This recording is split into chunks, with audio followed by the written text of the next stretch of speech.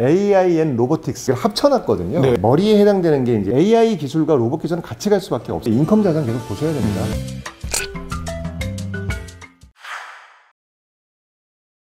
안녕하세요. ETF의 전문가를 모시고 ETF의 요모조모를 찍어 먹어보는 ETF 찍먹입니다. 이번에도 ETF 운용사에서 직접 출연해 주셔서 다양한 ETF 투자 정보를 한 입에 먹기 좋게 한아름 싸서 전달해 드릴 예정입니다. 오늘 출연하신 ETF 운용사는 KB스타 ETF를 운영하고 계시는 KB자산운용입니다. 올해 초에도 출연해 주셔서 귀중한 투자 정보를 아낌없이 쏟아부어 주셨는데요. 이번에도 소중한 말씀 주실 것으로 믿습니다. 안녕하세요. KB자산운용의 금정석 본부장이십니다. 네, 안녕하십니까? 네, 안녕하십니까? 네네. 나와주셔서 감사드립니다. 네, 불러주셔서 감사합니다. 예. 먼저 본부장님께서 상반기에 저희 유튜브에 출연하셔가지고요. 올해는 채권, 반도체, 친환경, 인컴 이런 ETF들을 중심으로 좀 주의 깊게 보라라고 좀 말씀을 해주셨는데 올해 상반기 간단하게 자평을 좀 해주신다면 어떨까요? 네, 저희 그 2월 달이었던 것 같아요. 네. 2월 달에 그때 시간을 좀 내서 그때 만나 뵙고 상품 관련된 얘기도 하고 시장도 얘기했는데요. 그때 제가 중점적으로 말씀드렸던 게 첫 번째는 어쨌거나 지금 금리 레벨이 올라와 있으니까 그쵸. 자산의 코어로는 채권을 좀 깔고 갔으면 좋겠다는 말씀을 네, 좀 네, 드렸고요. 맞습니다. 근데 이제 조금 그 성과 차이는 좀 있는 것 같습니다. 일단 레벨 자체가 그 당시에 좀 높았기 때문에 단기 채권을 들고 계셨으면은 제가 좀 조사를 해보니까 네. CD 금리 기준으로는 대략 한 3% 후반 정도 나온 것 같고요. 그 다음에 그 당시에 좀 유행했던 게 뭐 1년 단위 매칭형 상품들이 네네네. 있는데 그때는 그때 만약에 가입을 하셨으면은 꽤 수익이 괜찮았던 그렇죠. 것 같습니다. 예, 예. 5%까지 나왔으니까. 그래서 채권 자산을 가지고 계셨으면은 사실은 뭐 어느 정도 조금 덜 먹고 더 먹고는 있겠지만 좀 안정적으로 수익은 좀 가져가셨을 것 같고요. 네네. 다만 그때 제가 말씀드렸던 것 중에서 채권 중에서도 위험 자산 같은 게 있으니까 장기 채권을 좀 지속적으로 샀으면 좋겠다는 말씀을 네, 좀 드렸는데 그러셨죠. 예. 장기 채권 금리가 생각보다 많이 떨어지진 않았습니다. 맞습니다. 예, 예. 많이 떨어지진 않아서 제가 숫자를 보니까 연초 이후에는 대략 한 마이너스 2% 정도 수준이어서 생각보다는 금리가 오히려 좀 떴다가 내려오는 상태여서 맞습니다. 예. 예. 그래서 장기 채권은 아직까지는 뭐 큰 폭의 이익을 내거나 그러지는 않은 상황인 것 같고요. 두 번째 말씀드렸던 거는 제가 주식 쪽은 밸류에이션 관련 말씀을 좀 네, 드렸었어요. 그러시죠. 뭐 예. 반도체하고 IT 쪽을 좀 찍어드렸던 거는 그래서 뭐 펀더멘털을 봤던 건 아니고 그 전년도 기준으로 사실은 큰 폭의 좀 그 손실이 있었고 맞습니다. 예. 낙폭이 좀 있었기 때문에 밸류에이션 관점에서 굉장히 싸져 있었고요. 그리고 연초 이후에 뭐 챗 GPT라든지 이쪽 관련해서 펀더멘털이 좀 돌아서고 있어서 그렇죠. 주식 쪽에서는 밸류에이션 매력도가 있는 반도체하고 IP를 제가 탑픽으로 좀 추천드렸는데요. 뭐 다행히 성과가 좀 나쁘지 않았던 네, 것 같습니다. 그렇습니다. 예. 예, 코스피 지수가 그 동기간에 대략 한 10% 초반이었는데 많게는 뭐 50%까지 수익이 그러게 났으니까 말입니다. 예. 그래서 반도체하고 IT 쪽을 만약에 사셨으면은 나쁘지 않았을 것 같고요. 그리고 또 하나 말씀드렸던 거는 친환경 섹터인데요. 네, 그렇죠. 네, 다행히 이제 좋았죠. 네. 친환경 섹터는 지금 반도체하고 유사한 정도의 수익이 나왔으니까 아직까지도 그쪽 섹터에 대한 매력도는 계속 있다고 보이고요. 네. 마지막 배당주는 코스피 대비해서 한 2배 정도 올라와 있는데 생각보다는 뭐 그 일부 테마보다는 그렇게 높지는 않았지만 그래도 나쁘지는 않았던 것 같습니다. 네네. 정리하면은 채권 쪽은 좀 나쁘지 않았던 것 같고요. 장기 채권을 빼고는 주식 쪽은 다행히 수익을 좀 보셨을 것 같습니다. 네, 알겠습니다. 이제 궁금한 것은 바로 이제 이 부분인데 2023년 남은 기간에 투자자분들이 주력할 수 있는 투자 트렌드는 무엇이 있을까가 이제 가장 이제 궁금해하시는 것 같습니다. 그러니까 2023년 상반기에 이어서 투자자분들께서 가져가야 될 투자 대상이 있다면 어떤 게 있을지 좀 말씀 부탁드리겠습니다. 네, 사실은 뭐 하반기 그러면 쪽에 괜찮은 유망 트렌드 쪽을 좀 말씀을 드려야 될 것 같은데요. 네. 뭐 결론부터 말씀드리면은 첫 번째 채권은 저는 계속 유효하다고 보고 채권은 있습니다. 예. 채권 쪽은 뭐 죄송스럽지만 좀 약간 손실이 나 있는 상태인데 장기적으로 계속 적립식 유효하다고 저희는 보고 있습니다. 네네. 뭐 국내 30년 국채도 괜찮을 것 같고요. 달러 표시 채권 같은 것들도 나쁘지 않을 것 같고요. 장기채로. 그래서 채권은 이제 계속 유효하다고 보고 있고요. 사실 그 관심이 있으신 거는 주식 쪽일 것 같아요. 예, 뭐 근데 최근에 보면은 뭐 대만, 우크라이나 같은 지정학적 긴장감도 좀 있고요. 그래서 최근에 또 이제 중국 부동산발 경기 충격도 있어서 네, 많이 걱정하시는 것 같습니다. 상반기보다 좀 더 그 조심스러워하기도 네, 하고 그렇죠. 예. 걱정도 좀 될 것 같은데요. 일단은 저희 주식 쪽에서는 반도체가 상반기 이어서 계속 좋을 걸로 저는 보고 예, 있습니다. 여전히 반도체는 반도체는 좋은 것 같고요. 그래서 일단 제가 준비한 그 그림이 좀 있는데요. 예, 그걸 잠깐 봐주시면 좋을 것 같습니다. 일단 반도체 쪽을 보시면은 그 사실 최근에 그 여러 가지 말들은 좀 많지만 네. 어쨌거나 펀더멘탈로 보면은 반도체의 추락 건수를 나타내는 이 노란색 그래프하고 그 다음에 잔고를 나타내는 이 검정색 그래프가 사실 다 파지티브하게 지금 돌아서고 있거든요. 그렇죠. 예, 출하량 같은 경우에도 이제 늘고 있고요. 네네네. 23년 연초 이후로 계속 늘고 있고, 그 다음에 재고도 지금 줄고 있으니까 사실은 산업생산 쪽에서 반도체 출하 관련해서는 좀 숫자가 좋게 나오고 있다. 긍정적이네요. 네, 네. 긍정적으로 보여주고 있고요. 문제가 됐던 거는 뭐 디램도 그렇고 낸드도 그렇고 저희 쪽에서는 이제 사실은 이 수익성이 좀 문제였는데 네. ASP라고 하는 그 평균 판매 단가가 네네네. 4Q 기준으로 지금 플러스로 이제 반전을 시작을 했습니다. 오. 네, 그래서 QOQ 기준이긴 한데요. 그래서 이제 가격 자체도 사실은 상승 반전을 했기 때문에 펀더멘탈 쪽에서도 출하가 늘고 재고가 줄어든 상태에서 평균 그 판매 단가도 이제 올라오고 있으니까 네네. 아직 이쪽 섹터는 계속 유효하다라고 좀 보고 있고요. 네네. 두 번째는 사실 굉장히 이제 오랫동안 고생을 했는데요. 저희는 헬스케어 섹터는 하반기에 조금 유념해서 보시는 게 어떨까. 헬스케어 쪽도. 헬스케어 섹터를 이제 보고 있습니다. 그래서 국내에는 사실은 개인들별로는 헬스케어도 있고 이제 바이오도 있을 텐데 네.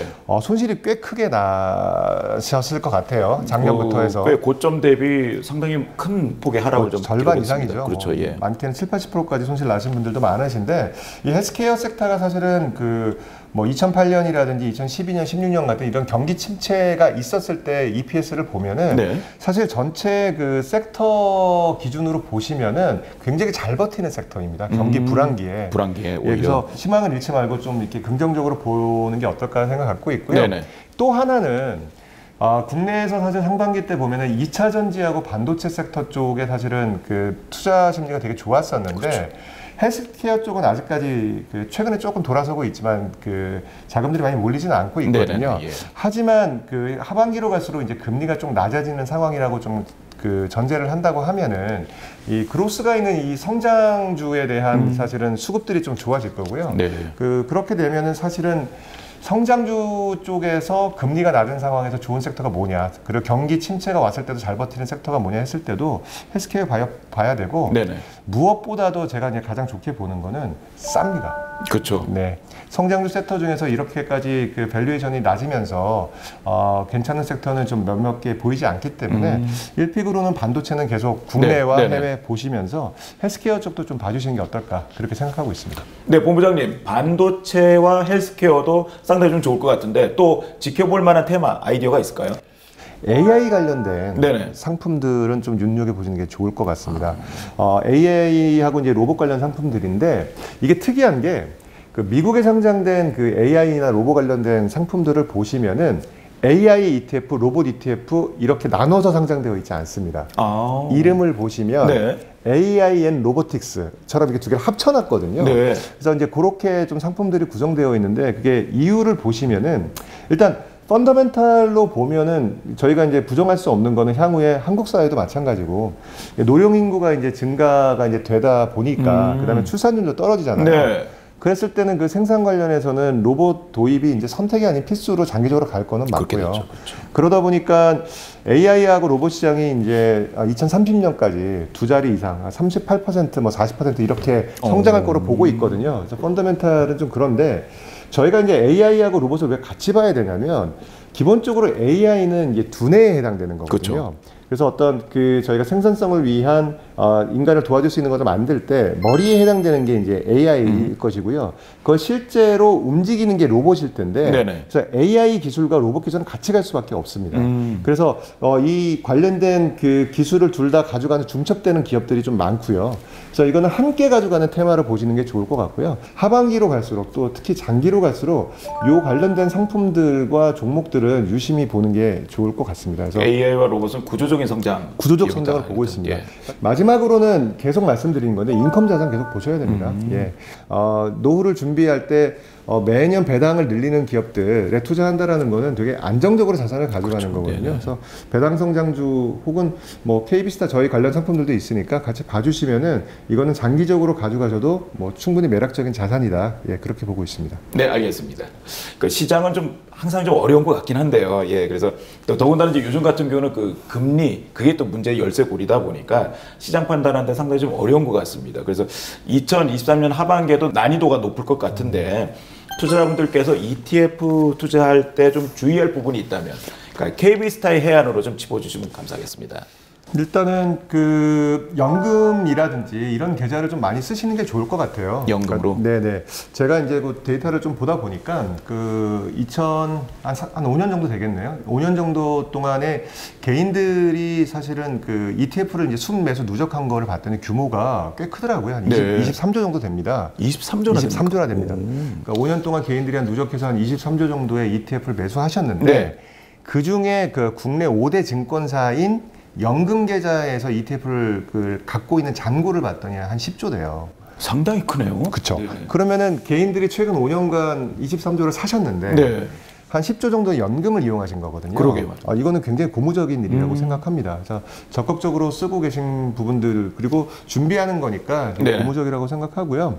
어쨌거나 개인들 입장에서는 제가 좀 팁을 드린다면은 연금 계좌 채권하려고는 전 필수라고 봅니다. 사실은 채권 ETF를 보시면은 1년 만기, 3년 만기, 뭐 10년 만기 이런 만기 매칭형 채권들이 많아요. 네, 그렇죠. 그런 것들을 채권 투자를 하시면서 필요할 때 위험 자산으로 가게 되면 중도환매 수수료 없이 갈아타실 수 있으니까 연금 계좌에서 채권 쪽은 꼭 필수로 좀 활용하시면 좋을 것 같고요.